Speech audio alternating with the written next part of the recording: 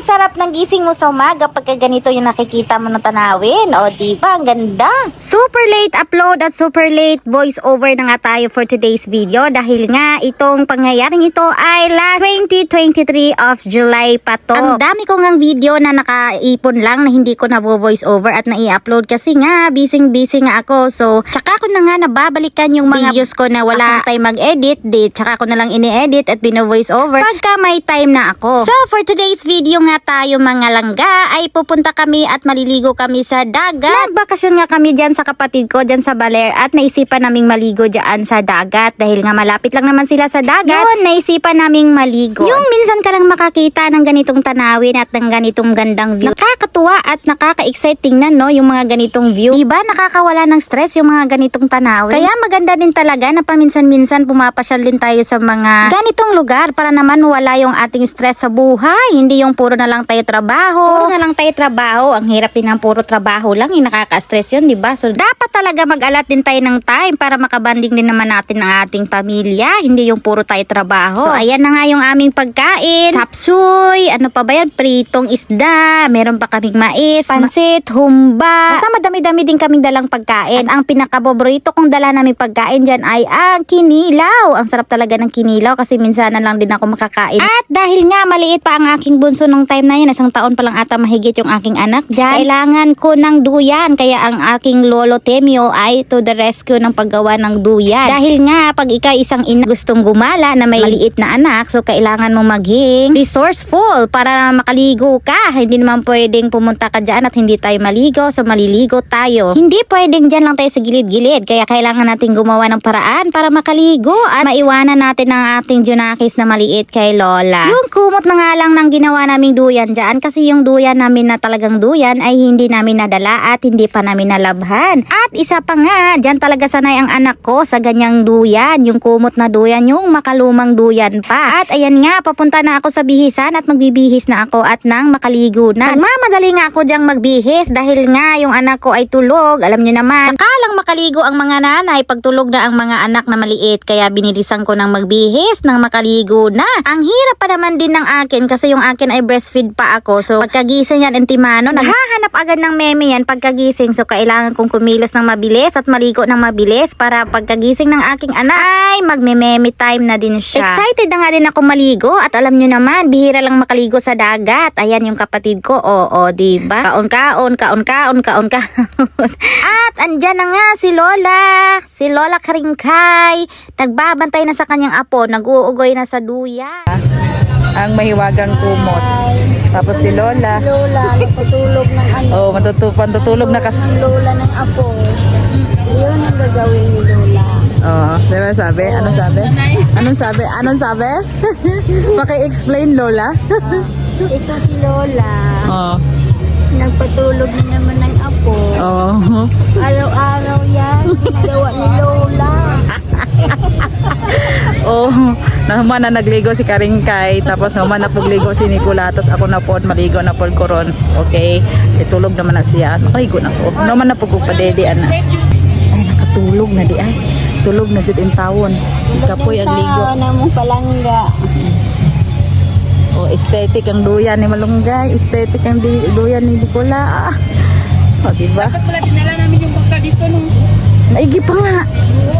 Ang ganda lang din talaga ng lugar dito. Kaso nga lang, yung pinaliguan namin dyan ay medyo mabato doon sa area na pinaliguan namin. Ayan, mabato na siya. Kaya hindi siya katulad ng iba na white sand talaga. Meron siyang part na white sand, meron din siyang part na ganyan mabato. Pingat lang din kami nung time na naliligo kasi nga medyo madulas ang mga kabatuhan dyan sa area na yan. Maliban nga sa madulas ang mga bato ay medyo malalim na yung tubig dyan sa part na yan. Kaya talaga namang hindi pwedeng maano ng tao, matugkad. Unsay Tagalog sa matugkad. Unsa bagoy Tagalog og tugkad, oy? Tugka rin. Unsa ba? Ambot og unsay Tagalog sa tugkad. Basta kay hindi na kayang anuhin ng tao. Hindi na lagpas tao na kumbaga. Tsaka, meron nga din ako nakitang mga ganyan. Ano bang tawag dyan? Sea urchin or tuyom man sa Kabisayaan. O unsa na sa Katagalugan. Basta kay tuyom niya or sea urchin. Kailangan talaga mag-ingat pag nasa dagat ka kung makakita ka ng ganyan kasi bawal yan maapakan. At yan ay sobrang sakit nga din yan pag ikaw ay natusok. Ikaw ba naman ay matusok? tutusok ng sobrang talim ng ano na yan. Meron nga din ako nakita mga shell dyan na gumagalaw. So naa-amaze na naman ako kasi syempre first time kong nakakita ng ganyan na gumagalaw. Kaya binidyohan ko agad nang makita nyo din ang itsura ng mga shell pag gumagalaw sila ng ganyan. Ang sarap lang din talaga panoorin yung mga ganyang bagay na hindi mo naman kasi nakikita yan sa syudad. Kaya pag nakakita ka ng ganyan para ka kumbagang naa-amaze. O ayan, may nakita na naman akong isda. So ayan, marami yan silang maliliit na isda.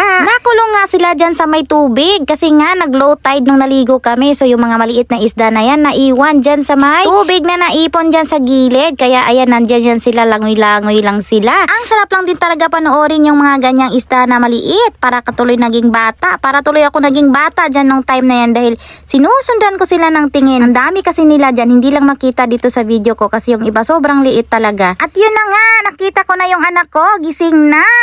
Nagising na yung aking bunso kaya kailangan na naming umuwi dahil ang aking anak ay gusto na magmeme. Ayan o. O, diba nakangiti na ang aking anak. Gusto na talaga niyang magmeme. Pag nagising talaga niya, gusto talaga agad yan magmeme. Ayun na. Kaya uuwi na kami at hindi na ako magbibihes. Kaming lahat ay hindi na magbibihes. Hi, guys. Sa bahay na lang kami magbibihes. Welcome to my guys. Kumana migligo. Muli may nya makulong-kulong lang. Hi tatay. Hello. O diba? So aral ko sa din na mo na ay. So namin ng ano. Daan may ari. Better di. Ayun, wala. Sus di mo nang langot mo ng baby bulag. Baby yung mga to. Bigyan mo lang ka. Okay, let's go guys. Ano to gaya ko itong buha, oy? Sinulan sa katipela. Kadugay, inabisan ni Dante. Ano da? Gawan. Puti niya ako. Tara. Sila. Kung namin, ayun, nandyan na pala sila. Eh, magkulong-kulong kami. Basa kami. Dito mas balay maligo.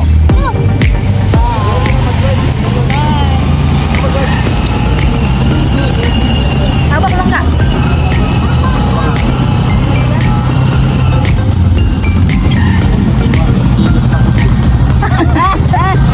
Sabi?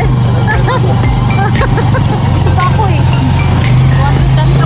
Uy, agoy.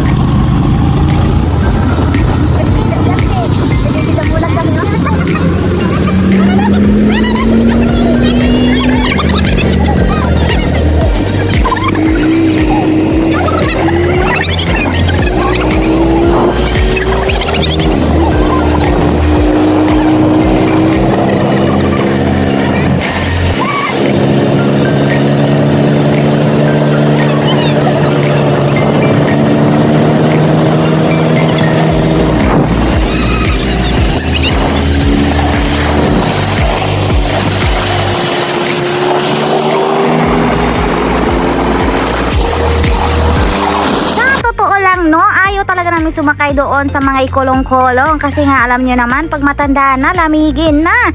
So dahil ang aking mga junakis ay gustong sumakay doon sa kulong-kulong, hindi sumakay na din kami. Gusto daw nila ma-experience na sumakay sa kulong-kulong ng basa. Kaya pinagbigyan na din namin sumakay doon sa kulong-kulong para naman ma-experience. O diba? Ang ganda nga naman talaga pag nakasakay sa kulong-kulong at kitang-kita yung view pag nakasakay ka sa kulong-kulong. Ang sarap lang talaga sa pakiramdam na kahit ganong simpleng bagay inapasaya namin yung mga anak namin. O diba? O kayo, ano iniintay nyo? Magbakasyon din kayo. Hindi yung puro lang kayo trabaho. Kumpisahan nyo nang maghanap ng mautangan nang kayo ay makapagbakasyon. O diba? Basta tandaan, masarap ang magbakasyon. Di baling may utang basta makapagbakasyon. O diba? Ako na magsasabi sa inyo, ang sarap magbakasyon. Di baling may utang basta makapagbakasyon at makapagpahinga ang ating mga utak sa stress. Mamaya na isipin yung stress sa utang pagkatapos magbakasyon. At least nakapagbakasyon ka, o di ba? Huwag na kayong gumaya sa iba na walang utang. Pero tandaan, kung marunong kang mangutang, dapat marunong ka ring magbayad. And I thank you.